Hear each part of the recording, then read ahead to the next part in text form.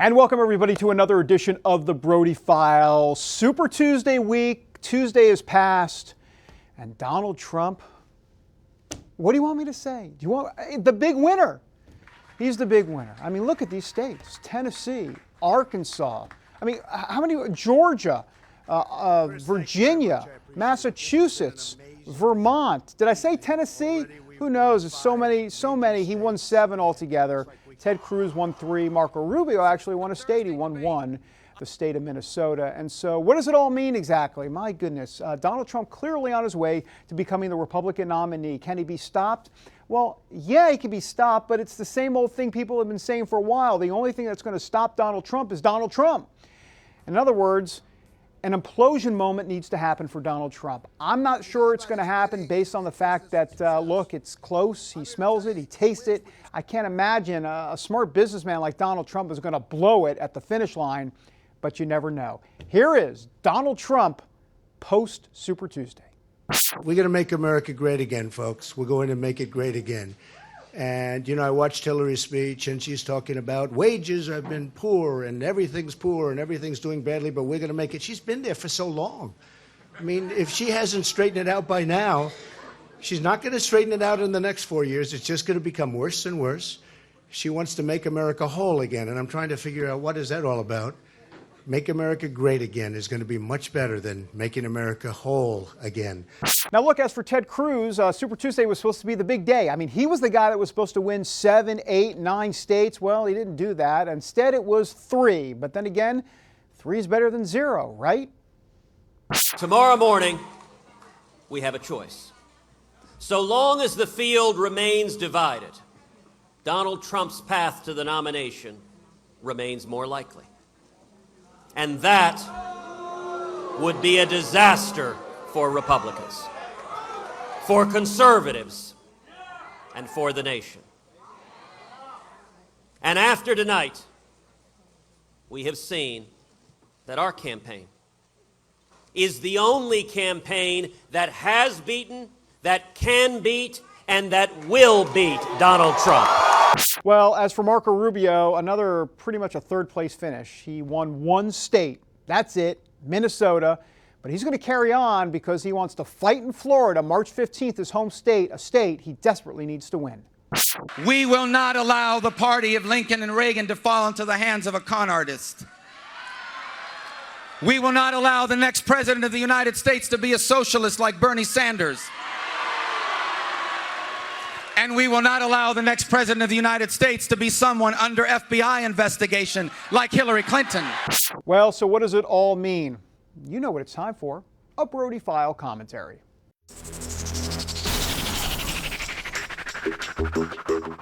Well, he's done it again. The brash billionaire with New York values had a banner night on Super Tuesday, and there's no doubt that the Trump train is not being powered by gas or electricity or solar power. Instead, evangelicals are the energy behind this locomotive. You know, winning in the South has always been important to the fortunes of a GOP presidential candidate. So Trump's victories in Tennessee and in Georgia, Alabama, Arkansas, Virginia, they're significant. But it's even more noteworthy because he did it by securing the evangelical vote yet again, just like he did in South Carolina. If you look at the exit polls, it shows that he's doing it by appealing to middle-class, blue-collar evangelicals. They love their country. They love God. In essence, many of them are former Reagan Democrats. They're conservative, but aren't necessarily folks who always toe the GOP line. Look, the fact that a billionaire like Donald Trump can appeal to the regular guy, folks, that's an intangible that every candidate would love to have, and Trump has it in spades. You know, he was always expected to grab more of the non-evangelical vote, but when you're actually winning both evangelicals and non-evangelicals, game, set, match. As for what's next for Trump, well, look, he's going to need to obviously try and finish off Marco Rubio in Florida, and then he's going to have to fight off John Kasich in Ohio. Plus, he'll need to maneuver whatever the GOP establishment folks are going to throw at him in the next 2 weeks. So obviously there are potholes ahead, but it's going to be awfully hard to beat Trump at this point unless, as we said earlier, he implodes right before our eyes. And of course, plenty of Republican establishment types have been hoping for that moment ever since day one when he rode down that gold escalator. And time again, they thought they had him sunk, but it never happened. And with Trump so close to putting this nomination away, like I said before, I really don't see it happening at this point. The GOP bigwigs want to blame Trump for running the GOP, or for, I should say, ruining the GOP. But look, they really should blame themselves. They never took Trump seriously, and they let him build his silent majority. They had plenty of chances to try and take him out earlier, and they blew it. All right, now time for Hillary Clinton. She is right now blowing Bernie Sanders away. I don't think there's any question about it. She did very well on Super Tuesday. She is on her way, over 1,000 delegates now. She's on her way to the nomination. Bernie Sanders is going to stick around, but Hillary is feeling good. It might be unusual, as I've said before, for a presidential candidate to say this, but I'm going to keep saying it. I believe what we need in America today is more love and kindness.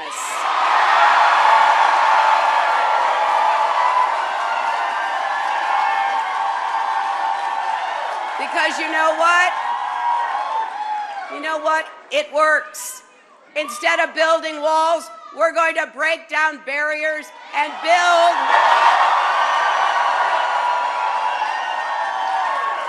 ladders of opportunity and empowerment so every American can live up to his or her potential, because then and only then can America live up to its full potential.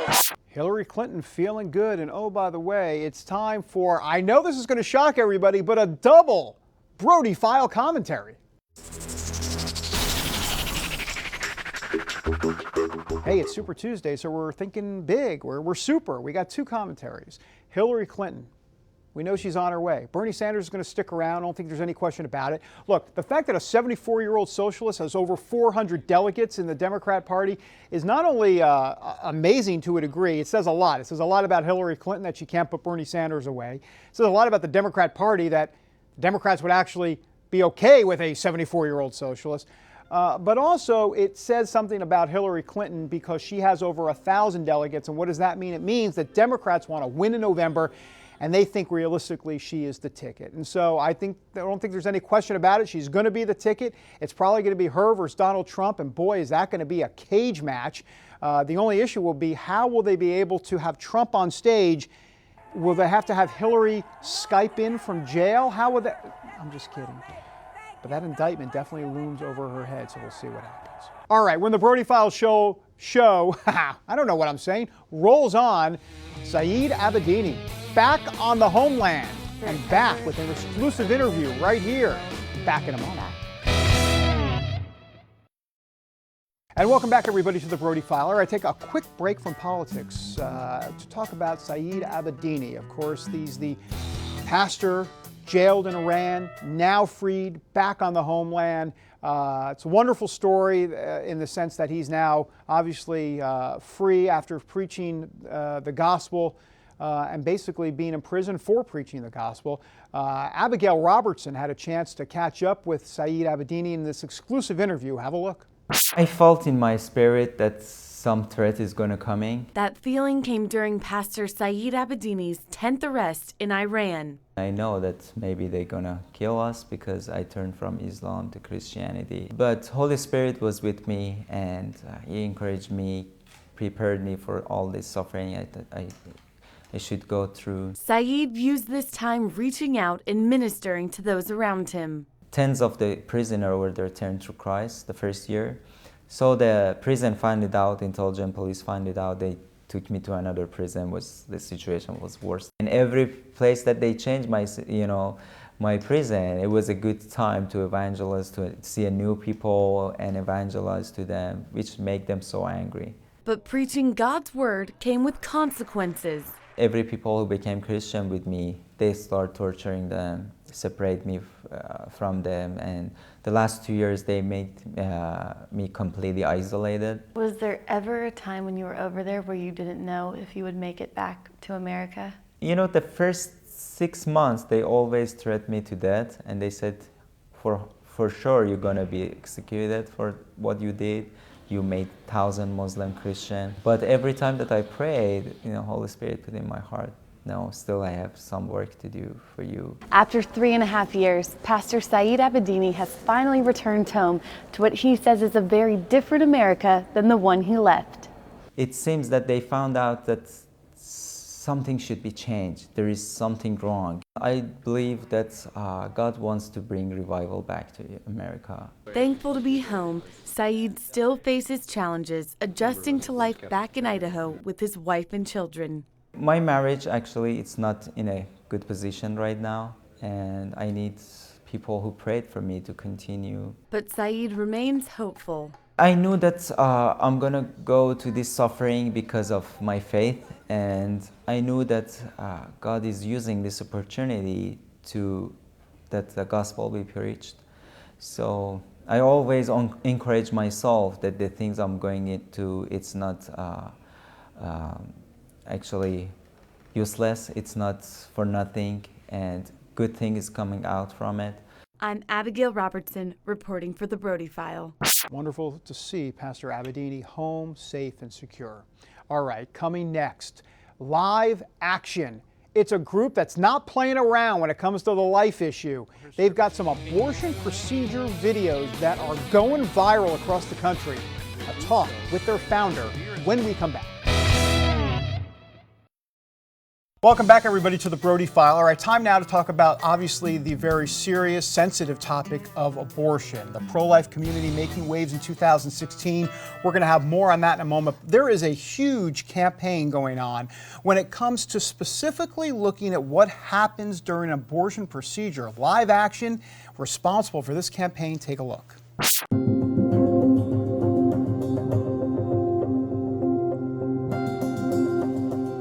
My name is Dr. Anthony Levatino. I'm a practicing obstetrician gynecologist, and I've performed over 1,200 abortions.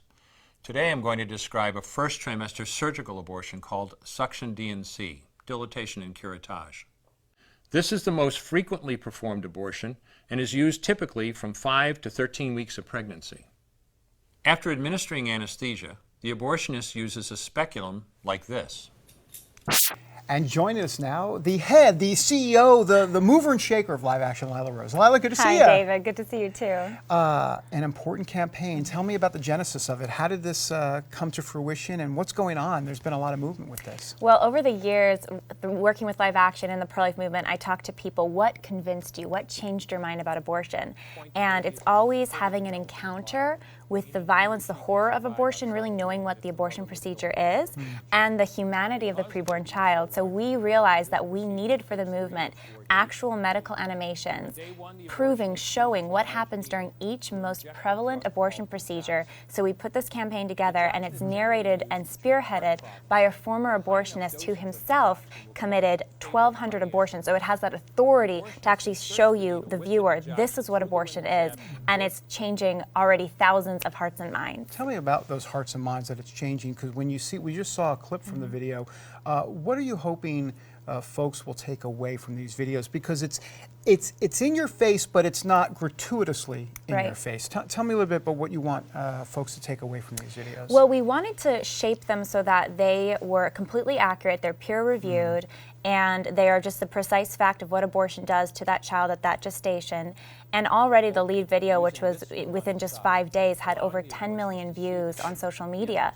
And we had over 200,000 comments just on that one social media feed, and many of the comments saying this changed my mind, because for the first time that horror of abortion became real to people, but it wasn't the gore, it wasn't the the shock value, it was the actual process of what happens to that child. So for the first time, people actually saw that it's not just a clump of cells, it's not just a mass of tissue, but this is a human life, even in the first trimester, and it is deeply moving thousands of people. Well, that's interesting, because with all those Planned Parenthood videos that came out, those undercover Planned Parenthood videos, it seemed like it was an eye-opener for a lot of folks. And do you feel like this is part of what needs to happen, that people's eyes need to be open with the facts specifically? Because otherwise, I mean, obviously facts are what matter here. Exactly, that's exactly it, because some pollsters say, well, abortion, the pro-life, pro-choice ratio is largely constant, right? Opinions don't really change. That's not true. We see, at least through our social media platforms, people saying, this changed my mind, because in the hotly contested political rhetoric. It's all about choice and reproductive freedom and, a woman's body. You're not actually discussing the fact of what the abortion procedure is and how it's killing a living, moving, growing, vulnerable little child. And people think about the first trimester, they don't realize that by the 3.5 weeks, the heart is already beating. That, just under a few weeks, after just 3-4 weeks, there's already the beginning of the brain is forming. I mean, those facts, and you see it, it's startling to people, and that's what changes minds. Tell me a little bit about how you're going to roll out these videos. I mean, we've seen how many have been rolled out, and how is this going to kind of morph here in the next month or so? Well, we've got 4 different procedure videos, and then of course the story of Dr. Anthony Levatino, who's a convert to the pro-life cause. I mean, he was an abortionist before. So there's a campaign site, abortionprocedures.com. They're going to be rolled out and promoted through social media and online ad campaigns. So a lot of spend is going to go behind that in coming months. And then partners, we're already in touch with really hundreds of activists, teachers, churches, other pro-life groups, even political campaigns, not just candidates, but folks in office who want this as a tool, because this tool has never been available in the pro-life movement before, to actually see again what is the abortion procedure at the different stages, to have the fact also of how it harms women and narrated again by a former abortionist, so it has that authority. Very interesting. You mentioned those candidates. I want to come back and talk to you about 2016 and the candidates and this issue. It's a big one. Give us a moment. We're back in a moment. More from Lila Rose and abortionprocedures.com. Did I get it right? Yes, absolutely. Amazing. Abortionprocedures.com. Back in a moment. And welcome back, everybody, to the Brody File. Glad you're with us. We're here with Lila Rose and Lila from Live Action. Lila, before we get into 2016, these presidential candidates, explain to folks who are just joining us about these videos, this abortionprocedures.com initiative that you have going here. Sure. So these videos are groundbreaking for the pro-life movement. 4 of the most prevalent abortion procedures legal in this country, medical animations of what actually the child looks like, what happens during the procedure, narrated by a former abortionist and peer-reviewed by other former abortionists. This one, Dr. Anthony Levatino, who himself committed 1,200 abortions. Extremely powerful, hard to watch, but the facts about abortion. And you want these facts, these videos, if you will, to get in the hands of these presidential candidates Absolutely. and their campaign teams. Tell me a little bit about some of the effort as it relates to this. The videos are going far and wide. The lead video already has 10 million views in less than 5 days on social media. It's amazing. And they're going to presidential campaigns. They're going to the Select Committee, the Standing Committee on the Hill, to investigate the abortion industry and Planned Parenthood. They're going to other folks, lawmakers. It's important, all this talk sometimes in campaigns about abortion, Planned Parenthood. What's the fact of abortion? Let's agree on what the fact is. What happens to that child? What does the preborn embryo or fetus look like? What happens during the procedure? These are the facts, and we're inserting them into the discussion. So we think the personal impact on individuals and the impact on the political discussion will be huge. So you really do want these presidential candidates to hopefully bring up some of these videos that you have out there now. Absolutely, and encourage those that are campaigning for them to use them as tools to educate. Why do we care so much about abortion? Because it's ending the life of a child. Because it's hurting women. Well, these videos walk you through that in a short, powerful way. Let's use them to recruit more folks to the cause. Take me through a little bit as it relates to presidential politics. We always hear, in the Republican primary, you talk about how you're pro-life and everything, but then in the general election, okay, then it becomes what? This last time we heard war on women, and you have to kind of modify your language a little bit. What is your message to these presidential candidates as it relates to the life issue and why it's important in a general election that they still talk about this and talk about it in a very forceful Yes. way? Well, I like what Senator Cruz and Marco Rubio and Ted Cruz have done, in that they've challenged the opposition on abortion by calling out the extremism from folks like Bernie Sanders, Hillary Clinton, and they've said, look, Sanders, Clinton want abortion up till birth. They want abortion anytime. They want abortion to be tax funded. I think those comparisons are very helpful for the candidates to make about their own record and about the other records of those that they might be up against, because the voters deserve to know the facts where candidates stand. And I think it's easy to cover up, if you're Clinton, it's easy to cover up your stance by saying, well, I'm just for women's empowerment and choice. Well, what does that really mean? It means that she's actually against a ban on partial birth abortion. So she's for partial birth abortion, and she's for taxpayer funding for abortion. Most Americans aren't okay with that. Right. And on Donald Trump, I talked to him the other day, and he talked about how he would veto a bill that came to his desk that would defund Planned Parenthood. But he's also talked somewhat in glowing terms, not glowing terms, but he said some things about Planned Parenthood as well that have been relatively positive. Tell me about the facts, though, because you talk about 3% of abortion, that they're doing about 3% of their work as abortions. That doesn't seem to necessarily be the figure, right? I mean, it was sad to see, you know, the presumptive front runner right now for the GOP, Donald Trump's touting the 3% claim that only 3% of what Planned Parenthood does is abortion, when that's just outright not true. I mean, even the Washington Post, which is abortion-leaning, pro-abortion, says that that's a 3 Pinocchios, meaning it's an inaccurate depiction of Planned Parenthood's abortion. They are the biggest abortion chain.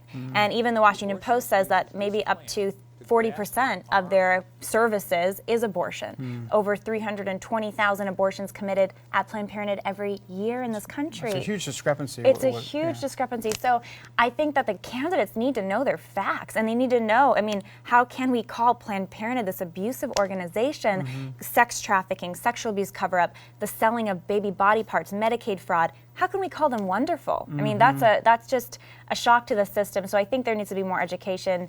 The candidates need to make sure that they're educated before they comment. And you're the educator, Lila. We're working on it. Department of Pro-Life Education. We're working on it. We're working on it. Lila Rose, thanks for being here. Thank you so much, David. All right. We're back in a moment with some final thoughts. And welcome back, everybody, to the Brody File. All right, some final thoughts before we leave you. I guess you can call it a third Brody File commentary. Why not? Look, it's all about Florida and Ohio at this point. John Kasich needs to win Ohio. Marco Rubio needs to win Florida. But Donald Trump is winning in both of those states. If Donald Trump wins Ohio, if Donald Trump wins Florida, good night, nurse. It is officially over. And when I mean officially over, okay, not technically in the sense that he doesn't have the 1,236 delegates to be the nomination. But folks, can I lean into the camera for a moment? Can you catch this? It's officially over. There's no way.